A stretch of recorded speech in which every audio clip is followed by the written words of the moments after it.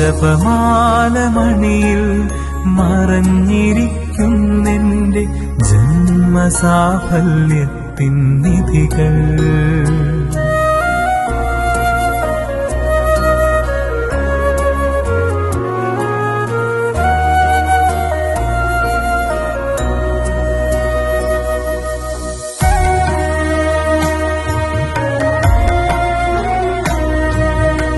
ജപമാലമണിയിൽ മറഞ്ഞിരിക്കുന്നെന്റെ ജന്മസാഫല്യത്തിൻ നിധികൾ.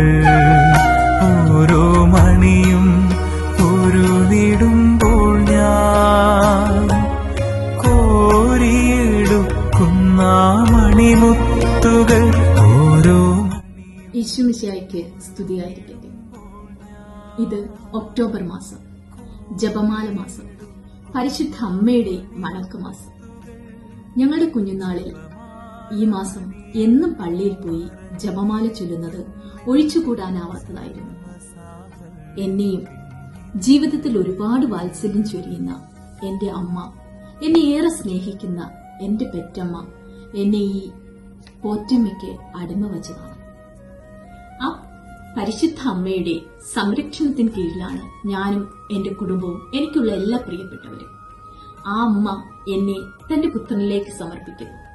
എന്നിലുള്ള എല്ലാ പാപത്തിന്റെ കറകളും ചെളികളും എല്ലാം ഉണ്ടെങ്കിലും അവയെല്ലാം കഴുകിക്കളഞ്ഞ് തന്റെ വിമല ഹൃദയത്തിലൂടെ, തന്റെ എളിമയിലൂടെ എന്നെ തന്റെ പുത്രന്റെ തിരുഹൃദയത്തിലേക്ക് സമർപ്പിക്കുകയാണ്. അതുകൊണ്ടാണ് എന്റെ അമ്മയോടുള്ള സ്നേഹത്തെ പ്രതി വചനം എഴുതി ഞാൻ ഈ ജപമാല തീർത്തത്. ഇതിൽ ഒരു ജപമാല പോലെ വിശ്വാസം, ശരണം, സ്നേഹം എന്നീ 3 പുണ്യങ്ങളുടെ വചനങ്ങളും, സ്വർഗസ്നായ പിതാവേ എന്ന പ്രാർത്ഥനയ്ക്ക് പകരം ഈശോയുടെ വചനങ്ങളും, 10 നന്മ നിറഞ്ഞ മറിയമേ എന്ന പ്രാർത്ഥനയ്ക്ക് പകരം പരിശുദ്ധ അമ്മയെക്കുറിച്ച് ബൈബിളിൽ ഉള്ള വചനങ്ങളും, അങ്ങനെ എഴുതിക്കൊണ്ടുള്ള ആ വചന ജപമാല. ഇതിന്റെ ഈ കുരിശിന്റെ ഭാഗത്ത് ഞാൻ എടുത്തേക്കുന്നത് ഈശോയെ രാജാവായി അംഗീകരിച്ചുകൊണ്ട് നമ്മൾ വാഴ്ത്തി കിട്ടിയ കുരുത്തോലയുടെ തുണ്ടുകളാണ്.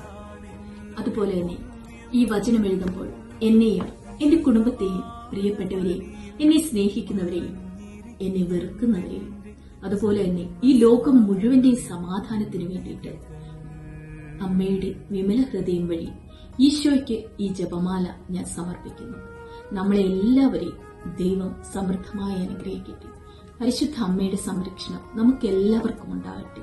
പരിശുദ്ധ അമ്മയുടെ സ്നേഹവും സംരക്ഷണവും അതുപോലെ തന്നെ വാത്സല്യവും നമുക്ക് എല്ലാവർക്കും അനുഭവിക്കാൻ വേണ്ടി ജപമാല ചൊല്ലി ഈശോയുടെ തിരുവചനങ്ങളിലൂടെ പരിശുദ്ധ അമ്മയെ ധ്യാനിച്ച് ഈശോയ്ക്ക് നമ്മളെ സമർപ്പിക്കും. ആമേൻ.